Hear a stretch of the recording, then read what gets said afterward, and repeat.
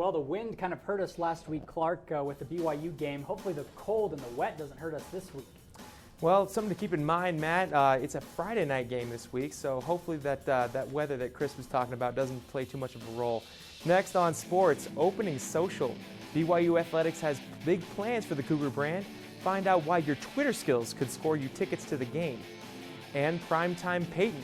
It was another dominating Monday night performance by number 18, and the Broncos quarterback left with another record under his belt.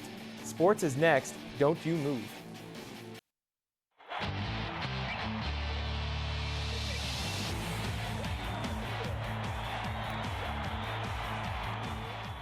Don't say that BYU Athletics isn't keeping up with the technical Joneses. This week, they're launching a social media-centered program called Cougar Social. 11 Sports reporter Mary Blanchard headed over to LES to see what they've got planned. BYU Athletics is calling for Cougar fans with social media prowess to help cover some select sporting events this year. They chose 3 of what they call social media influencers from a pool of applicants. They'll watch this week's game with this view from press row and share about it with their followings. Yeah, they're going to use their own Twitter accounts, their own Instagram accounts. We'll have them use our hashtags, so then we'll retweet them and interact with them throughout the game.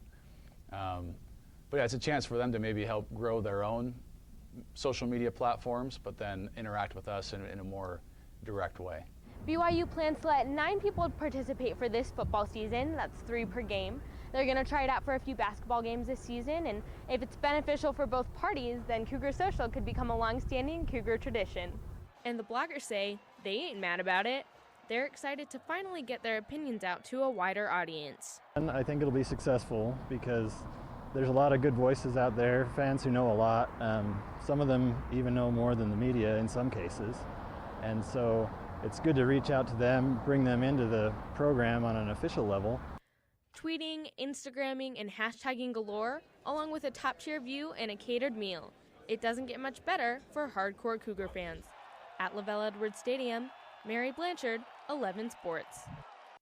The 3 winners for tomorrow are Kevin Olson, Josh Ray, and Emily Stevenson. Look for hashtag Cougar Social. Applications for the Georgia Tech game open the first week of October. To the NFL now, where Peyton Manning's Monday night performance had the kids hashtagging on the Twitter. Broncos and Raiders facing off in Denver, and if you follow the league, you probably predicted the outcome of this one. All Broncos. We're going to start to notice a pattern here. Peyton Manning's receivers are wide open. Eric Decker makes it 7-0 with this catch. Then it's Wes Welker. He's getting lonely back there in the end zone. No defense. Peyton went 32 for 37 for 374 yards on this night. Hashtag ridiculous. That's video game stuff. Decker with another big gain down to the 20. Then Manning's going to have himself some Orange Julius. Julius Thomas from 13 yards out gives number 18 his 12th touchdown pass of the season. That is a record for the most TD tosses in the first 3 games of a season. Broncos win 37-21. It's a long baseball season, and it seems like we've known the NL playoff picture for months now. But let's make it official, shall we? We begin in Cincy, bottom 2, and Aaron Harang facing Joey Votto with the bases loaded. You done messed up, Ron. Harang walks in a run, and it's 2-0 Reds. The Metropolitans don't go quietly, though. Top 6, it's Lucas Duda. Get off me, ball. Game tied at deuces, and we're going to extras. Bottom 10 now, with 2 on, and it's all about Chu.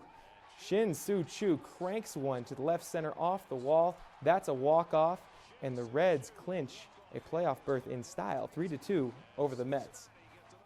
Arguably a better finish in Chi-Town. Pirates and Cubs tied at 1s in the top of the 9th, and it's Starling Marte. Drink up, me heart is yo-ho. Pirates take the lead, but the Cubbies would threaten in the bottom half. Man on for Ryan Sweeney. He's going to gap it to right center. Marlon Byrd has some trouble with it, but Andrew McCutcheon's like, I got you, dog. Nate Shearhold's flying around third, trying to score, but I hope he brought some butter and jam because he's toast at the plate. Russell Martin hangs on, and it's time to raise the Jolly Roger, as they say in Steel City. Buccos clinched their first playoff spot since 1992.